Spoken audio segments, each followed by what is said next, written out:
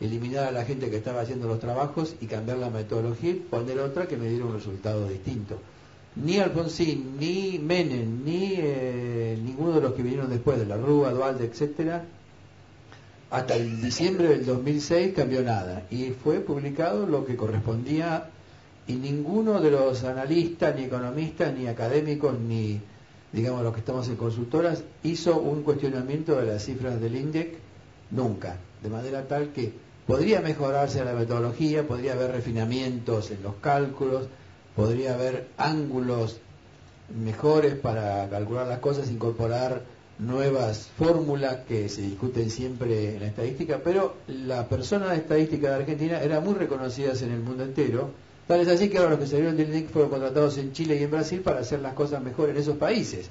O sea que demuestra que las cosas anduvieron bien en todas esas épocas. Acá hubo una, creo que una intervención excesiva y que ahora no se sabe cómo volver para atrás.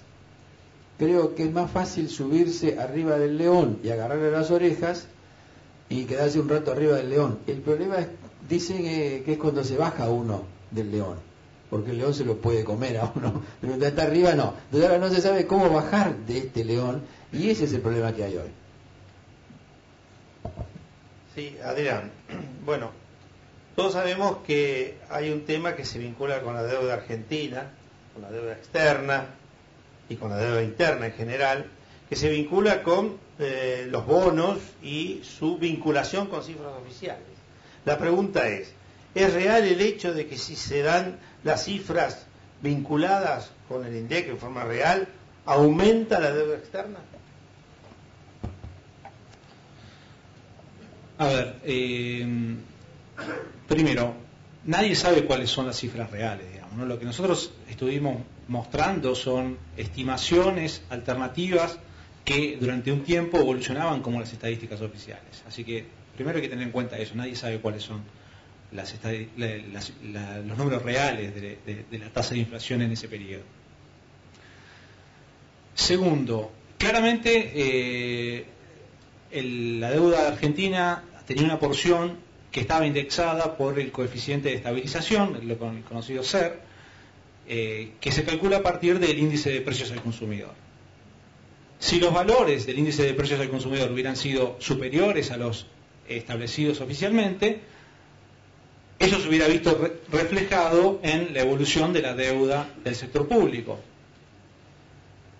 Sin embargo, y ahí hay cálculos respecto a cuál sería la discrepancia entre la evolución de la deuda que se dio con el IPC oficial y la que hubiera sido en caso de que ese no hubiera sido el índice adecuado. Hay diferencias respecto a esas estimaciones porque claramente nadie conoce cuál es el dato exacto. Esto implicó en cierta medida una mejor evolución para la cifra de deuda, puesto que el stock de deuda se hubiera incrementado de haber sido el índice de precio mayor al oficialmente exhibido.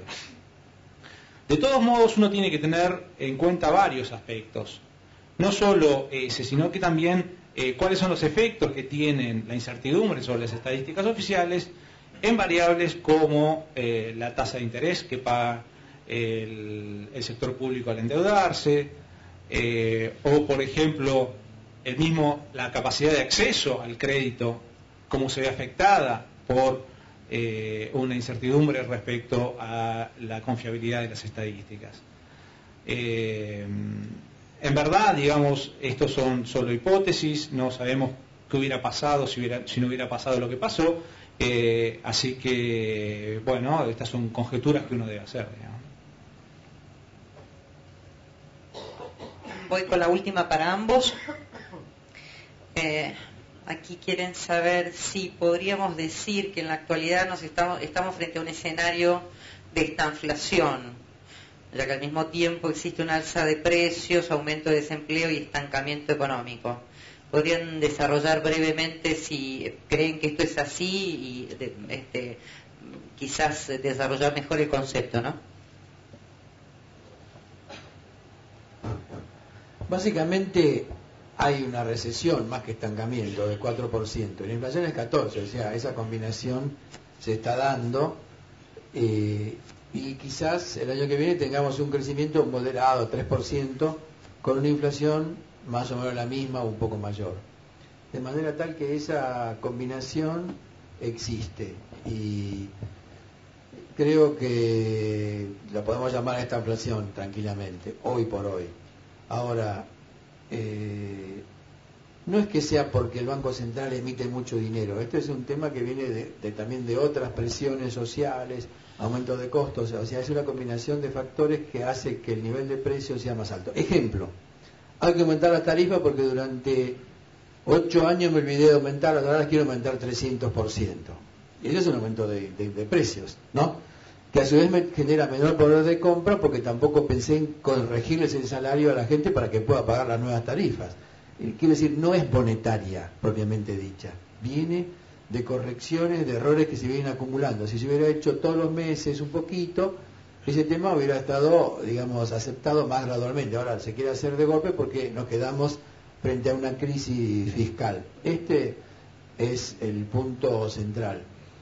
Y en cuanto a ver cuánto, a la pregunta que le hicieron a Adrián antes, cuánto sería la diferencia de deuda, si uno hiciera el cálculo del INDEC con la misma metodología que ver hasta diciembre del 2006, automáticamente saldría la diferencia acumulada de todo ese periodo. Hoy en día sería unos 19.000 millones de dólares. Por eso que está haciéndose el canje de la deuda ajustable por ser. Son 47.000 millones para pasar todo lo ajustable por ser a tasa BATLAR. Y que no haya, digamos, reclamos posteriormente sobre ese punto. O sea que no podemos saber exactamente, pero sí aproximadamente qué es lo que está ocurriendo y cuál sería la estimación. Es una estimación bastante gorda. Hago la última pregunta para Adrián. La necesidad de explicar, quiero aclarar una cantidad inmensa de preguntas vinculadas con el tema del INDEC, cómo se sale, qué es lo que pasa, cómo lo resolvemos, cuál va a ser el futuro, que han sido, me parece, suficientemente explicadas por los disertantes. Esta pregunta dice: la necesidad de aplicar el método científico en la gestión del Estado es una evidente, obvia necesidad. ¿No le parece que es necesario generar nuevas camadas de políticos y gobernantes con mayor formación al estilo de la Escuela de Administración de Francia? Bueno, acá es, digamos, va mi opinión, digamos, ¿no? En realidad no es un tema del que sea un especialista, pero es claro que la calidad del servicio público de un país es clave en términos del diseño y la gestión de las políticas públicas, digamos, ¿no?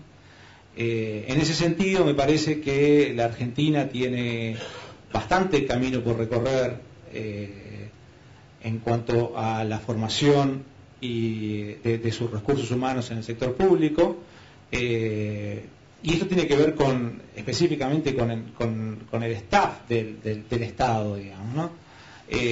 Ahora, vinculado al tema de los políticos, o si uno se quiere, los representantes de los ciudadanos en los cargos electivos, o tanto nacionales como en otros ámbitos de jurisdiccionales, me parece que ahí es una cuestión de la ciudadanía, ¿no? Que tiene el derecho a elegir quién es el que mejor lo representa, y ahí me parece que no corresponde, digamos, hacer ningún comentario. Muchísimas gracias, Adrián. Bueno, y le quiero...